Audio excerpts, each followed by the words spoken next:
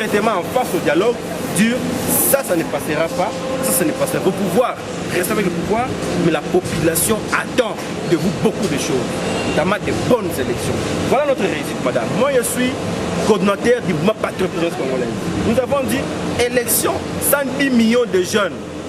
Ce n'est pas de bonnes élections, c'est fait la Constitution. Nous avons réussi à l'accord qui ont dit qu'il y aura élection après les fêtes du fichier électoral. De tous les jeunes vont voter comme ils veulent. Deuxième élément, nous disons élection, oui, mais après élection, donc il faut les sous. Non, il faut de bonnes élections. Donnons la scène l'État pour parler de bonnes élections. Et puis que demain, personne ne vient dire la bonne élection. Voilà l'autre. C'est pour ça que vous êtes parti au dialogue. Exactement, madame, mais j'ai resté mon pari. Aujourd'hui, je ne sais pas ton âge, madame, et moi, j'ai compris mais mes petits frères, ma base, sont des jeunes de 19, 20 ans, 22 ans. En 2011, c'était des mineurs. Il fallait enrôler tous ces mineurs-là, soit aujourd'hui, qui sont des majeurs aujourd'hui. Et encore plus loin, madame, la CENI aujourd'hui va encore enrôler même les jeunes de 16 ans pour leur éligibilité en 2018. Ils vont déjà 18 ans. Donc vous voyez, c'est plus de 10 millions de jeunes qui étaient absents de ce fichier électoral. Qui, au Gabon, ils sont sur 4 millions seulement. Donc on a manqué des Gabon avec un demi qui devaient passer aux élections. Ça n'a pas de sens. Et donc moi, j'avais l'idée pour que la jeunesse soit dans ce fichier électoral et qu'ils votent, ils se fait voter aussi. Voilà, c'est ma lutte. Et comme ils seront des électeurs et des élus aussi, je pense que cette jeunesse se retrouvera un peu l'espoir de revivre dans ces pays. Nous ne sommes pas là pour appeler sur le chemin des patois Kengo. Depuis le temps dans la classe, papa Kengo, papa Kengo. Jusqu'à ce jour. Et vous, les jeunes, moi je me dis, en tant que jeune, j'irai là-bas pour chercher des choses. Et vous êtes jeune, vous prônez pour la jeunesse congolaise. La question est celle de savoir, M. Kabila, le président de la République, a martelé sur la jeunesse. Mais cette jeunesse est vraiment marginalisée. Je ne sais pas. Qu'est-ce que pouvez-vous dire à cette jeunesse qui souffre, mais vous lui demandez de voter? Il va voter pour quoi et pour qui? Merci pour la question, madame. Le président Kabila m'a répondu. Le président Kabila nous a répondu, la jeunesse. Moi, j'ai fait des plaidoyers depuis 2013 pour l'instrumentalisation de la jeunesse. Je parlais depuis 2013 sur l'insertion économique de jeunes. Je suis allé même plus loin, à porter plainte contre le ministre de la Jeunesse, le ministère de la Jeunesse. Parce qu'ils n'ont pas pu exécuter la feuille de route du gouvernement en faveur de la jeunesse. Je plaidais depuis le temps au non-manipulation de la jeunesse. Et aujourd'hui, le président Kabila dit ce gouvernement doit prendre en compte cette jeunesse. Et moi, je pense que nous sommes les plus heureux aujourd'hui, la jeunesse congolaise, d'être les marteaux de... La parole, s'il vous plaît, cette jeunesse, il parle de la jeunesse de la majorité présidentielle, de la majorité de la PPRD ou de la population entière du Congo. Madame, je dois vous rassurer une chose, que la jeunesse n'a pas de couleur. Nous sommes une jeunesse, tous nous sommes de la société civile.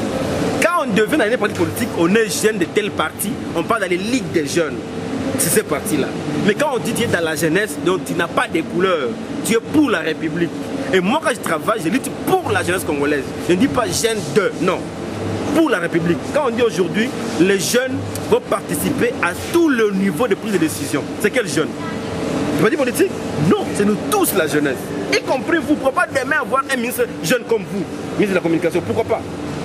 Mais la Constitution ne nous garantit pas cela. Mais le dialogue nous a permis de l'avoir. Et moi, je pense que les jeunesses doivent être les plus heureux. Ils doivent s'approprier des dialogues parce que ça parle beaucoup plus de lui que de tout le monde. On parle des séquences électorales, des élections. Pensez-vous que les élections étaient bénéfiques en 2006 à la jeunesse? Non. Mais aujourd'hui, les jeunes peuvent dire, jeunes voteurs, jeunes, nous avançons. Mais de quels jeunes parlez-vous? Parce que le taux de chômage est vraiment élevé dans ce pays. Même dans l'accord politique, j'ai parlé, quand on parle d'institutions socio-économiques, c'est pour trouver les solutions au problème du chômage. Au dialogue, on dit création d'emplois. On s'est dit, pourquoi les jeunes sont aujourd'hui beaucoup dans le banditisme, dans les vols, dans les ce qu'on appelle comme machins et tout ça, et sont à la merci des politiciens qui viennent avec $10, marcher au boucan, et parce que cette jeunesse n'est pas bien occupée. Moi, j'ai travaillé pour dire, vous devez bien occuper la jeunesse congolaise. Comment les occuper? Créer les emplois, créer les forces pour la jeunesse congolaise, créer des mécanismes pour donner à la jeunesse congolaise l'opportunité d'accéder aussi aux centres de décision.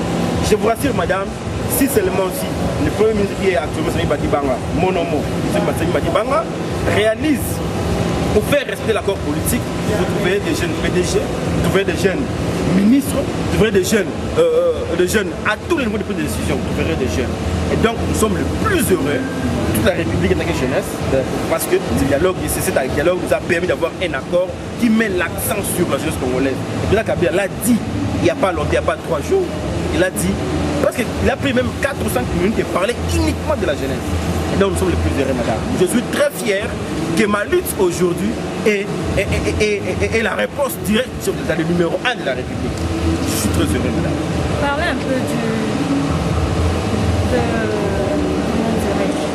le terme m'échappe, mais ça reviendra.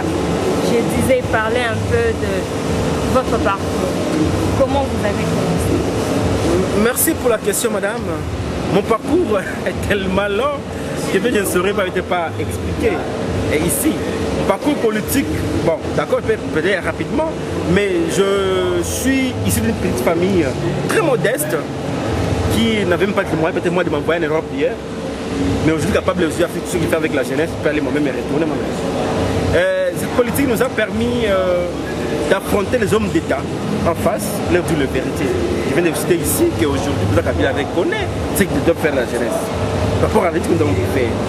Je suis licencié en droit fiscal. Je suis un entrepreneur. J'ai un petit cabinet qui a environ 20 ou 21 entreprises à sa gestion. Je travaille depuis par là dans les cabinets. Je suis consultant d'entreprise. Je ne sais pas comment détailler, parce qu'on ne parle pas de soi-même. Mais je ferai un effort de faire même mon petit CV. Comme ça, vous-même, vous pouvez quand même me dire Samy Moutier, ça et ça et ça. Mais en bref, je ne suis pas d'aujourd'hui, madame. Je travaille depuis le temps. Je suis dans la jeunesse depuis 2005 pour la jeunesse. Je suis dans les affaires depuis 2009. Et donc, je connais cette république, je veux dire à 80%. Le problème de la jeunesse, je sais le problème de la jeunesse. Je connais le difficulté de notre pays en matière d'impôts. Je connais la difficulté. Nous pensons que nous devons donner tout ce que nous pensons à la République. Et sinon, si pas appeler le gouvernement, mais travailler dans le groupe pour changer les choses. Et quelle est votre vision et perspective d'avenir pour la jeunesse congolaise? Je serai le plus heureux demain si j'ai retrouvé au gouvernement 50% des jeunes, dans la gestion du gouvernement, 50% de jeunes dans les entreprises comme se trouve ailleurs. Et c'est encore le plus heureux de voir ces Congo en 2018. Nous avons une alternance positive. Ça veut dire les chefs d'État sortants s'allient aux chefs d'État entrants et se disent travaillons ensemble. C'est le plus heureux de voir notre chère émission avoir une chaîne de télévision au Congo et donner la bonne information comme le fait de le faire aujourd'hui. C'est très heureux demain de voir mon ami Noël Tantou devenir même ministre des communications de ce pays. C'est le plus heureux. Et donc pour moi, c'est cette jeunesse que nous avons aujourd'hui. Nous devons former une nouvelle classe politique qui doit essayer de faire contraire, faire autrement les choses. La politique congolaise est prise en otage par nos doyens. Bandi classe Sima, totanga papa Kengo pa Mobutu. Bandi classe Sima, totanga kaba famille na bango wana. Et l'ongwe papa Mobutu et comme Zanga Mobutu. Et l'ongwe Kabila et comme Kabila les fils. Et l'ongwe Kengo, doit Kengo moana. Tobi non. Et nous maintenant on va comboter. Qu'est-ce que nous devons faire? Je serai le plus heureux demain que le Congo commence à employer, qui commence à utiliser la méritocratie. Qui peut mieux faire ça? Juste avance. Tout ce qui est tribal wana, papa moana, tout ce qui est bloqué wana. Et moi la lutte c'est que trouver un Congo uni qui est plus de Rwandais qui veut nous empêcher chez nous, que les Congolais bénéficient réellement de leurs richesses, que moi je demande aux Congolais qui s'approprient, qui se réapproprient les Congos. Parce que le Congo est tellement beau, si ensemble nous travaillons pour elle, et que pour lui, je dis pour le pays, nous pouvons avoir un Congo plus que les États-Unis d'amour de 10 ans. Et je ne sais pas si c'est votre dernier mot, mais je vous accorde encore un dernier mot pour clore à cette émission d'aujourd'hui. Mon dernier mot, c'est d'abord vous dire merci madame. C'est joli madame. Merci.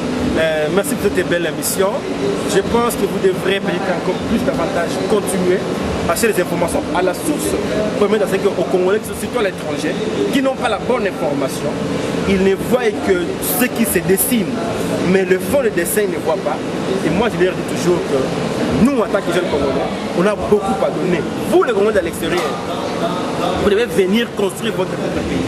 Notre pays a besoin de vos apports. Le patriotisme est un élément qui manque aux Congolais. On n'aime pas notre pays. On est prêt à aller servir à l'extérieur, mais à l'intérieur de notre pays. Le Congo, Personne ne va le construire si ce n'est pas nous-mêmes. Nous devons faire un effort de s'unir pour changer les choses. Et surtout, venir toujours au Congo.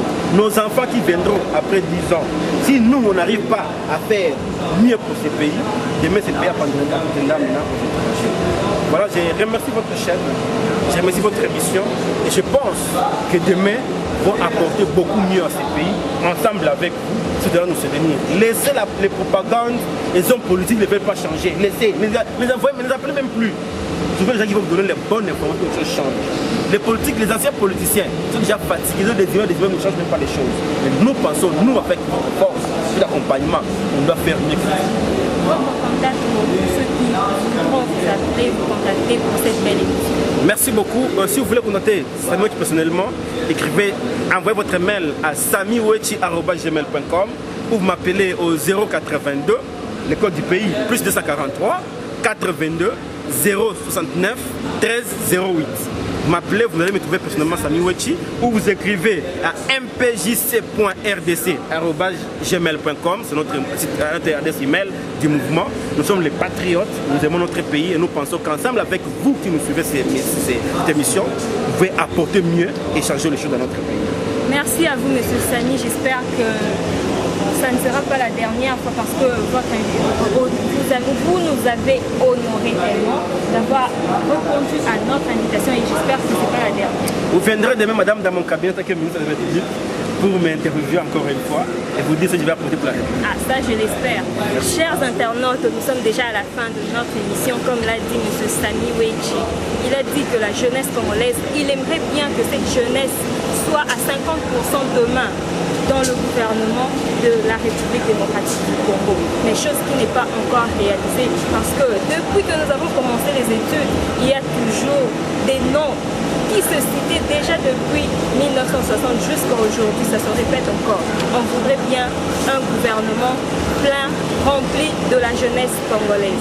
Je vous remercie de tout ce qui me suivait, mais je ne peux pas arrêter comme ça sans pour autant dire merci à toute l'équipe technique. Là, je vois M. Chiso Tamboué, je vois M. Denis Bouéné et Olivier Kalimachi. Je vois aussi la coordination plutôt avec M. Noël Tantou et M. Jean-Claude Kandé à la tête. Merci à vous tous, merci à ma famille, la famille Zikondolo. Merci encore à vous tous qui me suivez, M. Claude Mbondo, je vous salue. À très bientôt. Bye.